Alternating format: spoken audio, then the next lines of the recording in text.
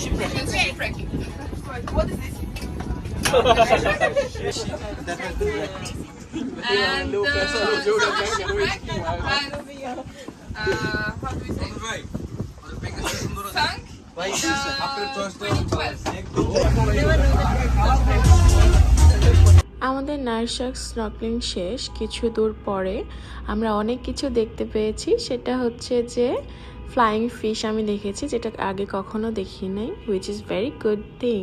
এখন আমরা যাচ্ছি শিপর্যাকে। এদিকে তো আমি প্র্যাকটিস করছি যাতে ভালোভাবে আমি সবকিছু দেখতে পাই মেরিন লাইফের। হেলিকপ্টার वाला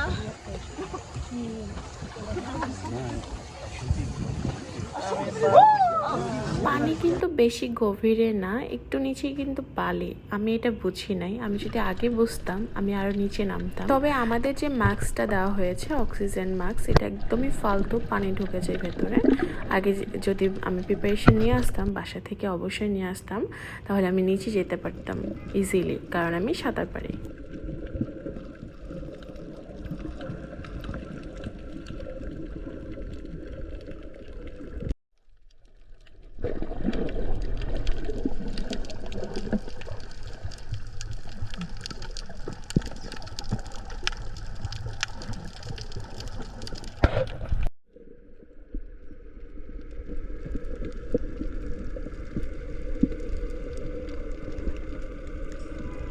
মনে হচ্ছে না আপনি কোনো ন্যাশনাল জিওগ্রাফির চ্যানেল দেখছেন।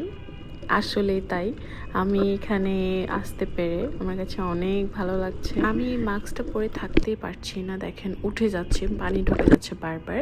এই কারণে চিন্তা করলাম নিঃশ্বাস বন্ধ করে নিচে যাই যতক্ষণ থাকতে পারি, নাহলে এটা এত সুন্দর একটা ভিউ আমি একদমই মিস করব। অনেক ফরেনাররা দেখলাম যে মাস্ক, গ্লাস সব কিছু নিয়ে চলে এসেছে।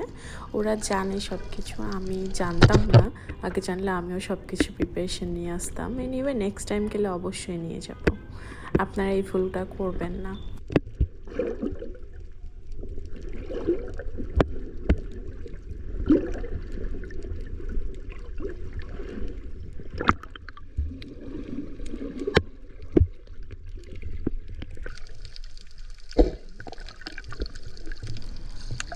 আমি নিচে একটু থাকতে পারছি না, বিকজ অনেক এনার্জি লস হয়েছে স্নর্কেলিং করে।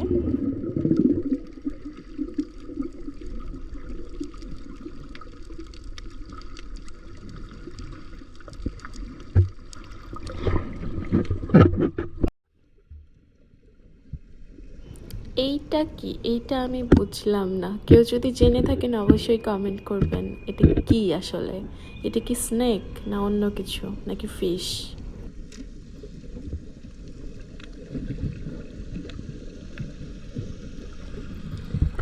আর এই যে এগুলো হচ্ছে প্রবাল, এগুলো আমি একটা এনেছিলাম স্মৃতি হিসেবে রাখার জন্য, অন্য কোনো রিজন না। আর এটা কিন্তু আনা ইলিগ্যাল, আপনাকে যদি এয়ারপোর্টে ধরে ফেলে খবর আছে, সাবধান। এগুলো পানিতে থাকলে জীবিত থাকে, পানির উপরে গেলে এগুলো। আজকে এই পর্যন্তই গাইস, দেখা হবে নেক্সট ব্লগে। আল্লাহ হাফেজ।